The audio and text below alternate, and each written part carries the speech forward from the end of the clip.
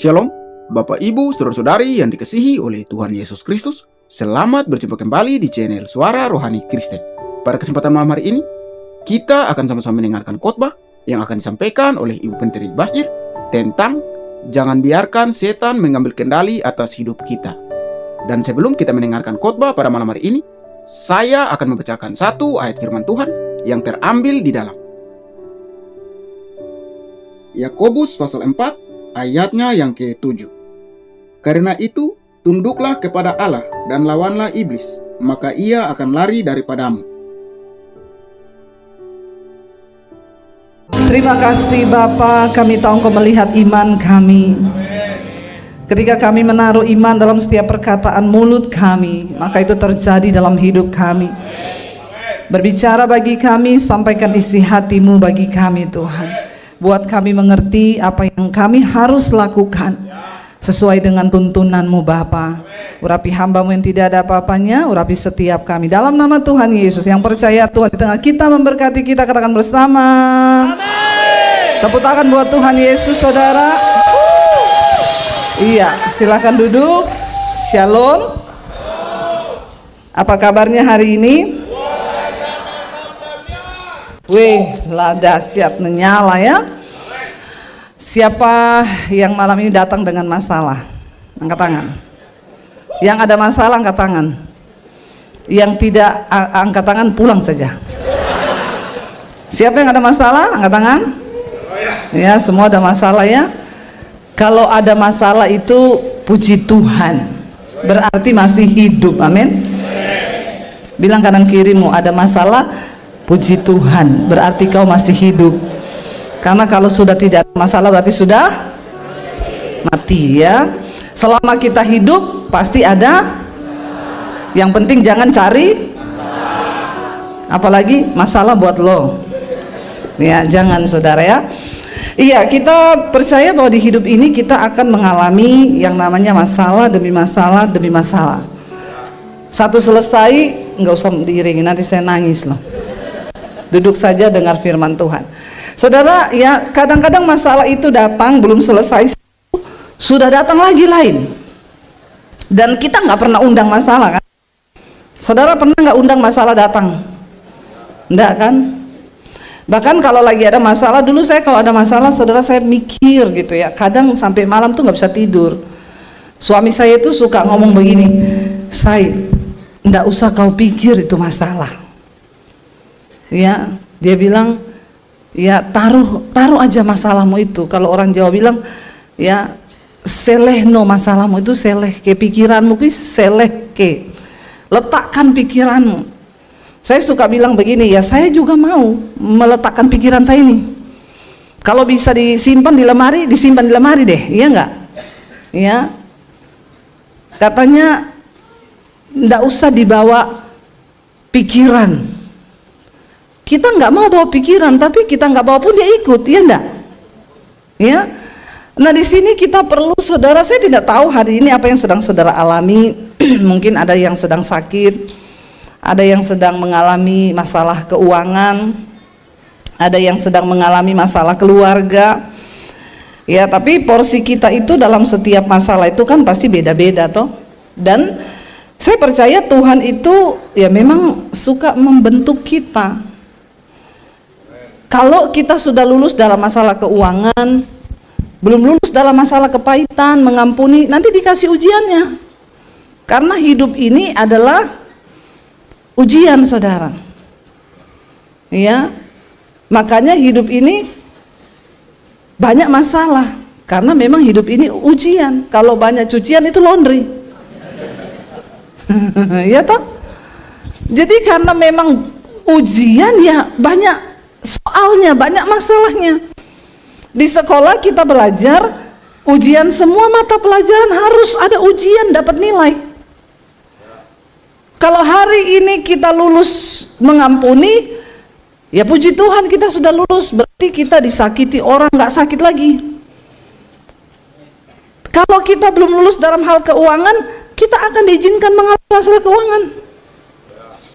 Kalau kita sudah lulus masalah keuangan tapi belum lulus nih dalam hal mengucap syukur, nanti diizinkan lagi. Nanti kalau belum lulus dalam hal sakit penyakit, diizinkan lagi sama Tuhan.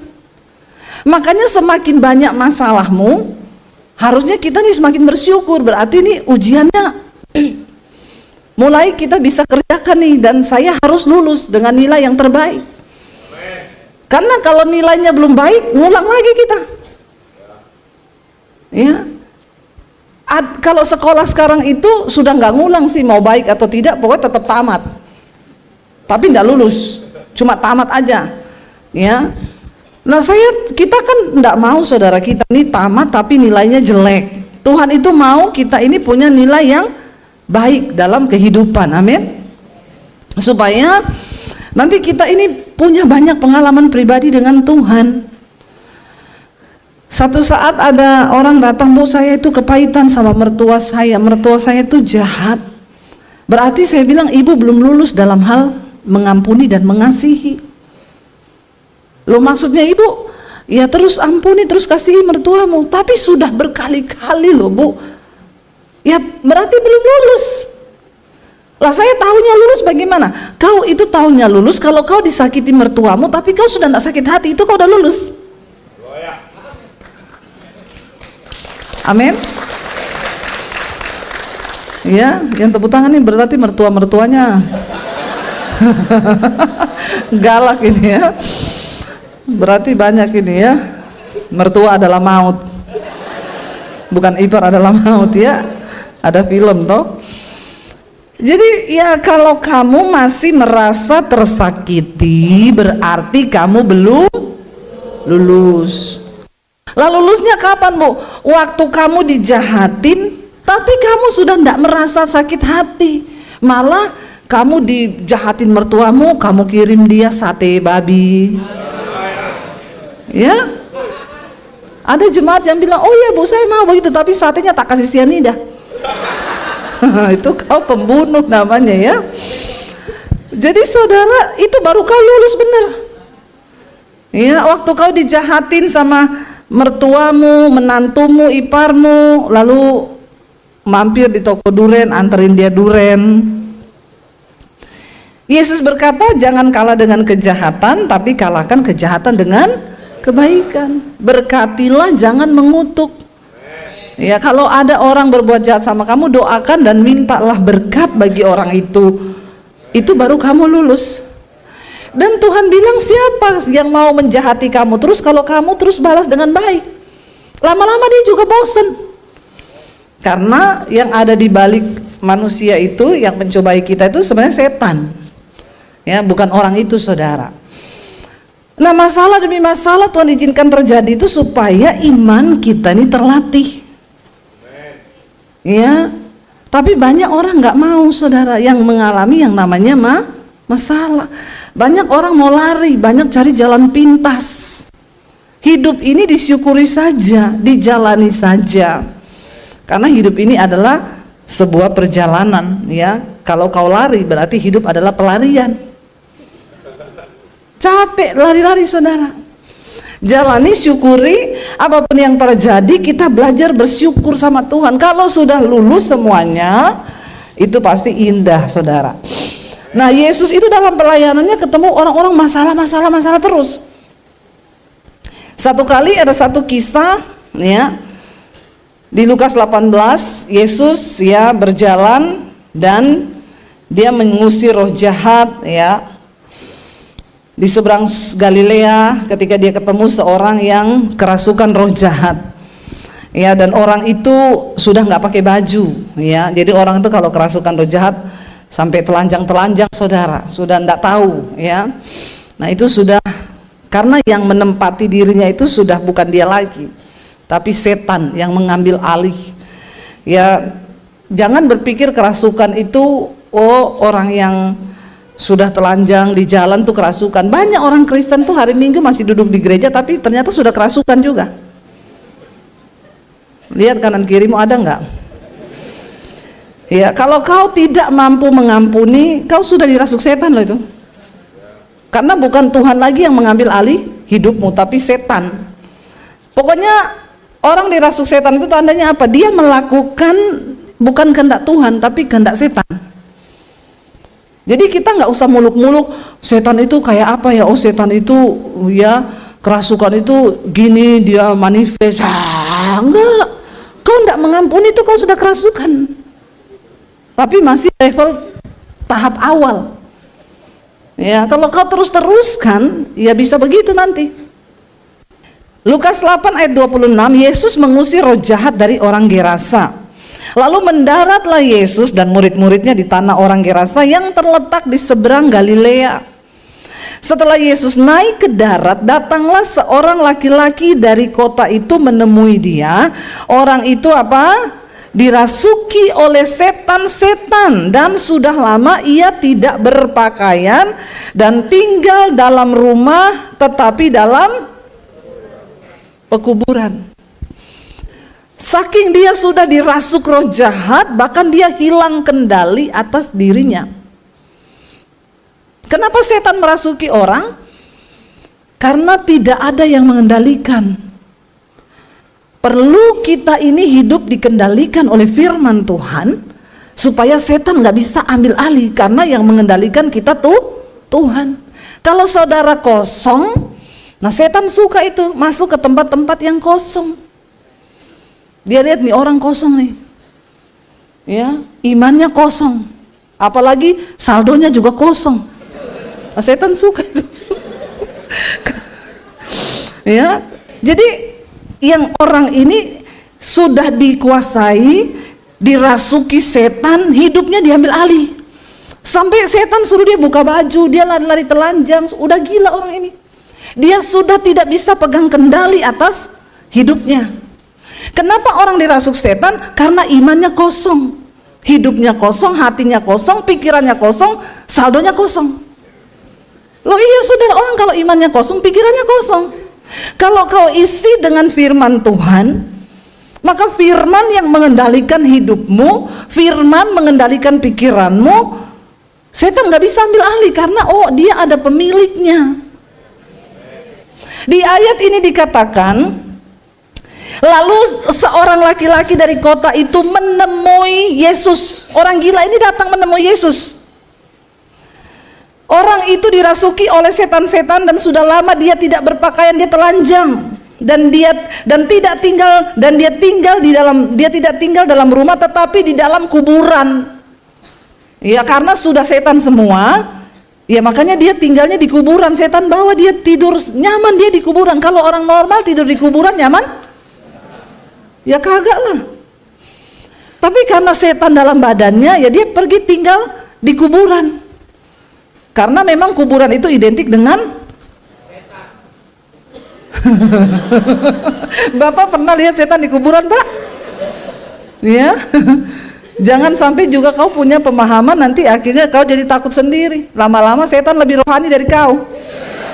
Ya, lewat di kuburan orang Kristen lihat kuntilanak, teriak, "Setan!" lari terbirit-birit. Kuntilanaknya lihat dia gini, darah Yesus.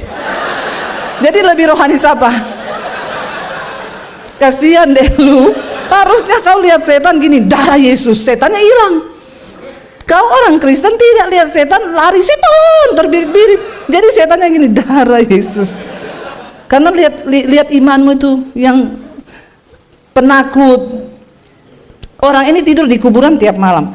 Ketika ia melihat Yesus, perhatikan orang gila yang dirasuki banyak setan, ia berteriak lalu tersungkur di hadapannya dan berkata dengan suara keras, "Apa urusanmu dengan aku, hai Yesus, anak Allah yang maha tinggi?" Setan tahu bahwa Tuhan Yesus itu berkuasa, anak Allah yang maha. Jadi Alkitab ini luar biasa. Di Alkitab setan juga mengaku bahwa Yesus itu anak Allah. Dia bilang, ya, apa urusanmu dengan aku, hai Yesus, anak Allah yang maha tinggi? Aku memohon kepadamu supaya engkau jangan menyiksa aku. Kata-kata ini tidak keluar dari seorang manusia, tapi dari roh jahat yang ada dalam dirinya. Dia bilang, jangan menyiksa aku. Ia berkata demikian sebab Yesus memerintahkan roh jahat itu keluar dari orang itu. Waktu Yesus berkata bahwa keluar kau roh jahat, Orang itu memohon, setannya bilang jangan siksa aku. Dan karena setan yang menguasai dirinya, setan ini sering menyeret-nyeret dia, makanya dia dibelenggu oleh keluarganya, oleh penduduk di situ, diikat dengan rantai, tetapi dia putuskan rantai itu. Lalu dia dihalau oleh setan pergi ke tempat-tempat sunyi. Makanya saudara, orang-orang yang suka menyendiri itu setan suka loh. Kau jangan suka-suka menyendiri ya. Kalau ada masalah cerita ke temenmu, doa sama-sama, atau dengerin khotbah, baca firman, nyanyi puji-pujian. Jangan pergi menyendiri. Nanti kau jiwamu kosong, setan masuk. Dan Yesus bertanya kepadanya, siapakah namamu? Jawabnya, Legion, karena ia kerasukan banyak setan. Legion itu artinya banyak roh jahat. Jadi ini memang sudah banyak setan kumpul di situ. Lalu setan-setan itu memohon kepada Yesus supaya ia jangan memerintahkan mereka masuk ke dalam jurang. Ya, setannya bilang, Tuhan jangan suruh kami masuk ke dalam jurang. Lalu di sana ada sejumlah besar babi yang sedang mencari makan di lereng gunung. Dan setan-setan itu meminta kepada Yesus supaya ia memperkenankan mereka memasuki babi-babi itu. Dan Yesus mengabulkan permintaan mereka. Setan itu suka tinggal kepada sesuatu yang hidup, yang bernyawa. Makanya mereka minta untuk alihkan kami ke babi. Mungkin itu penyebabnya kita ini tidak boleh banyak-banyak makan.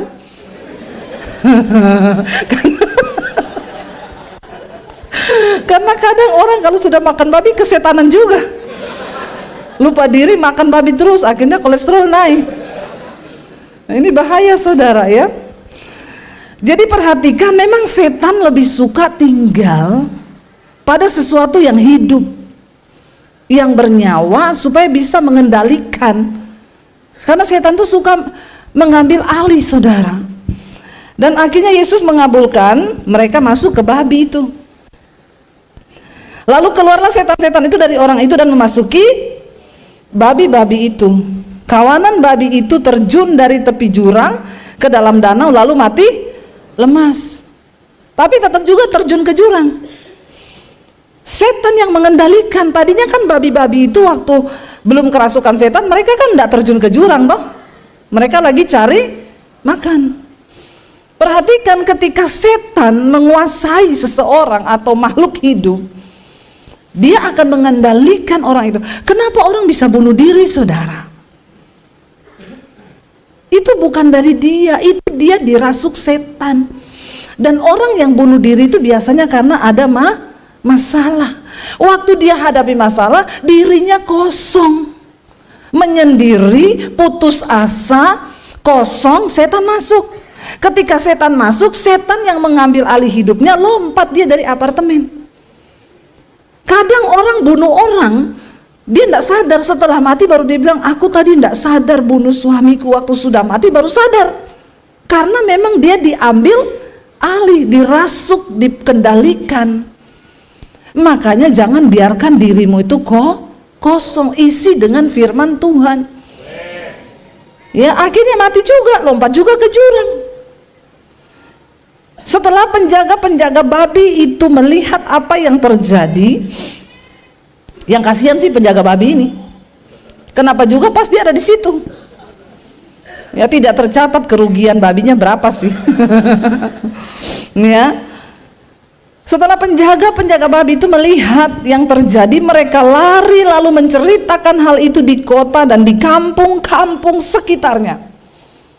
Ya, mereka cerita saudara. Dan keluarlah orang-orang untuk melihat apa yang telah terjadi. Mereka datang kepada Yesus dan mereka menjumpai orang yang telah ditinggalkan setan-setan itu.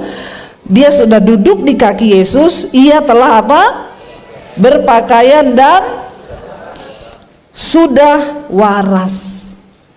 Kalau setan menguasai orang, orang itu tidak waras. Ya, jadi hati-hati kalau kau mulai tidak waras, marah-marah terus, itu tanda awal dirasuk. Itu ya. Jadi tolong salam waras. Jangan tidak waras. Dia sudah berpakaian, sudah duduk di bawah kaki Yesus dan mereka menjadi takut. Zaman itu saudara, nggak ada kesembuhan buat orang kerasukan setan kecuali memang Tuhan. Kita masukin orang ke rumah sakit jiwa, itu dia cuma disuntik saraf, dilemahkan supaya nggak ngamuk. Tapi kalau kuasa Yesus yang memerdekakan, itu dia disembuhkan sampai ke jiwanya. Kita lihat di sini, ketika orang gila ini dilepaskan oleh Yesus, saudara, dan dia ditinggalkan oleh setan itu, orang-orang melihat hidupnya. Ayat 36 berkata, orang-orang yang telah melihat sendiri hal itu memberitahukan kepada mereka bagaimana orang yang dirasuk setan itu telah diselamatkan. Ayat 37, lalu seluruh penduduk daerah Gerasa meminta kepada Yesus supaya ia meninggalkan mereka sebab mereka sangat ketakutan. Maka naiklah Yesus ke dalam perahu lalu berlayar kembali. Mereka jadi takut. Waduh, siapa dia ini? Ya, nanti jangan-jangan kami juga dibinasakan ini. 38, perhatikan ini poinnya saudara. Dan orang yang telah ditinggalkan setan-setan itu, dia minta sama Tuhan Yesus, Tuhan, perkenankan aku mau menyertai engkau, mau ikut engkau Tuhan. Tapi lihat, Yesus menyuruh dia pergi. Satu pesan yang Yesus katakan kepada dia apa? 39, pulanglah ke rumahmu dan ceritakanlah segala sesuatu yang telah diperbuat Allah atasmu. Orang itu pun pergi mengelilingi seluruh kota dan memberitahukan segala apa yang telah diperbuat Yesus atas dirinya. Dia menjadi seorang penginjil yang menceritakan tentang kedahsyatan kuasa Tuhan Yesus. Yang tadinya dia mengalami masalah yang sangat rumit dan berat, gila karena dirasuk oleh setan, bahkan mungkin keluarganya pun sudah angkat tangan menyerah. Dirantai, dipasung, tetap lolos karena setan itu punya kekuatan yang dahsyat atas dia. Tapi kemudian masalah berubah menjadi berkat ketika berjumpa dengan Tuhan Yesus.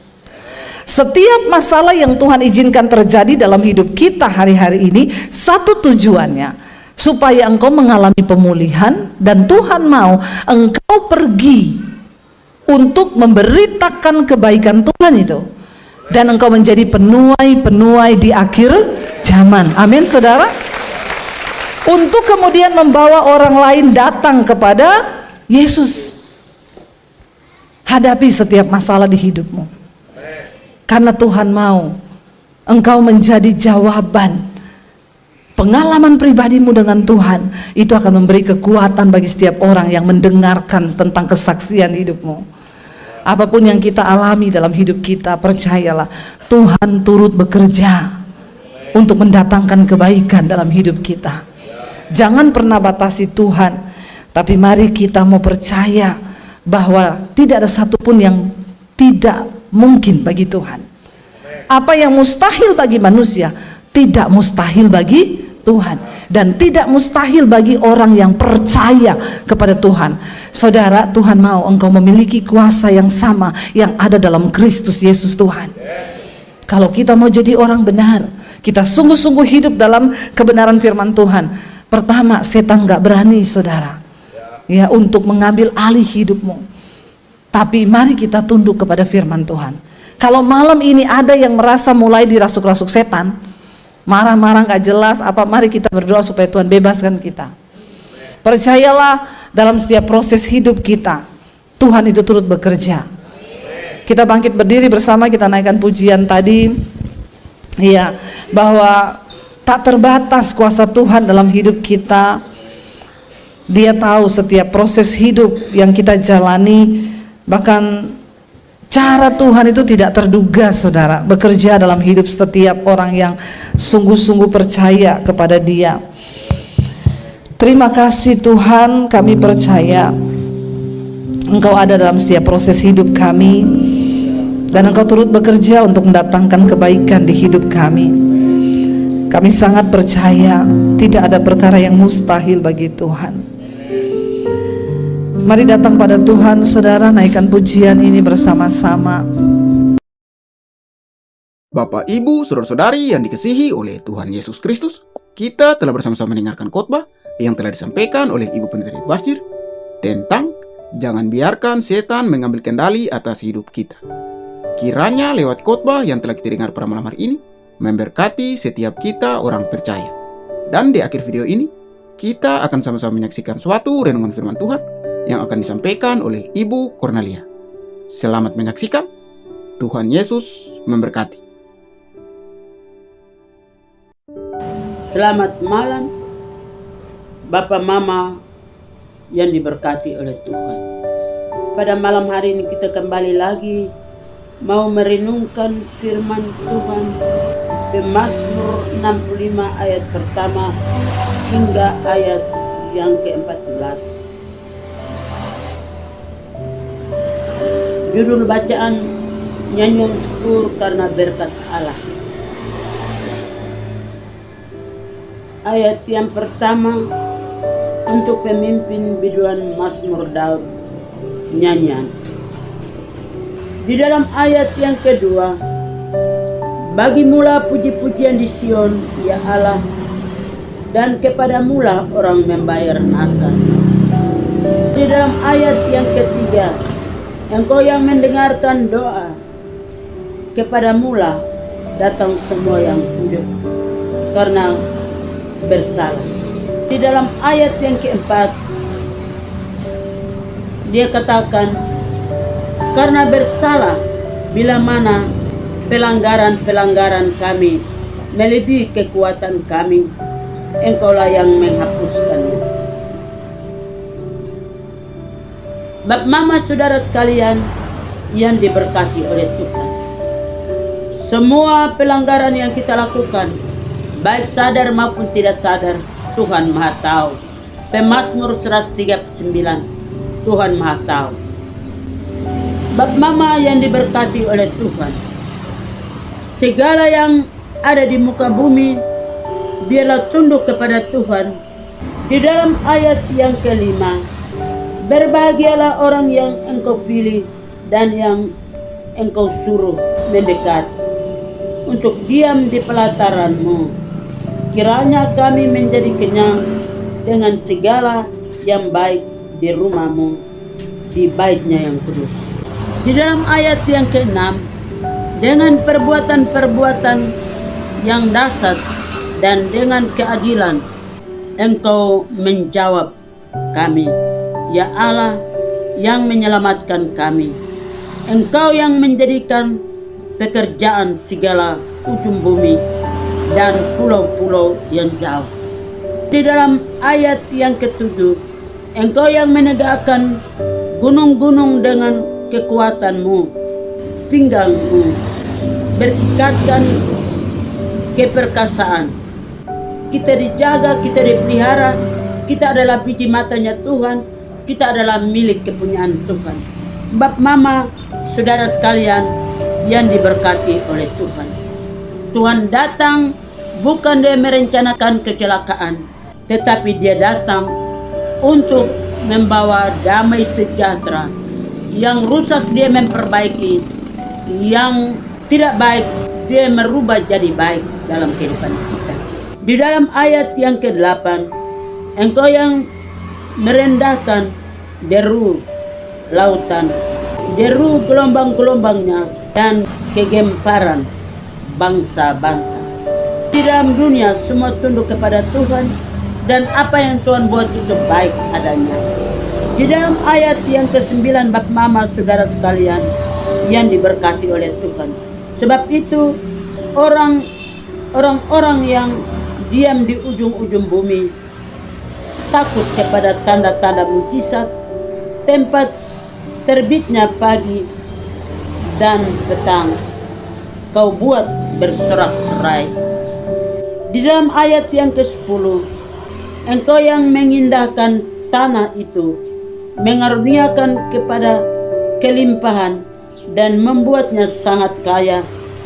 Batang air Allah penuh air, Engkau yang menyediakan gandum bagi mereka, ya demikianlah Engkau menyediakannya. Tuhan membuat semuanya tercipta, yang tidak ada menjadi ada. Tuhan melakukan keajaiban bagi kehidupan kita. Sebab Mama, pada malam hari ini kita merenungkan perbuatan tangan Tuhan yang terjadi di kalangan orang percaya.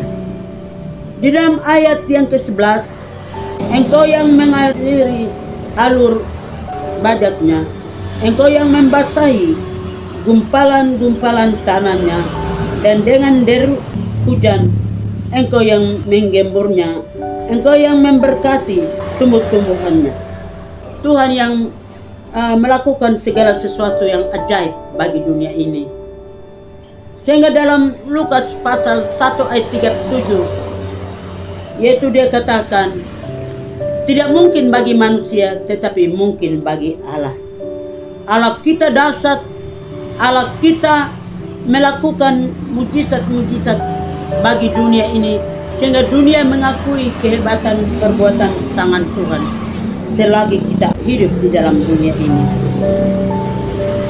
Engkau yang memberkati kami, Engkau yang memberkati semuanya telah tercipta. Dalam ayat yang ke-12, Engkau yang memahkoti tahun dengan kebajikanmu, jejakmu mengeluarkan lemak. Semua yang Tuhan ciptakan itu baik adanya. Bap Mama, saudara sekalian yang diberkati oleh Tuhan, lewat firman dia mengajari kepada kita untuk kita melihat keajaiban Tuhan yang terjadi di muka bumi.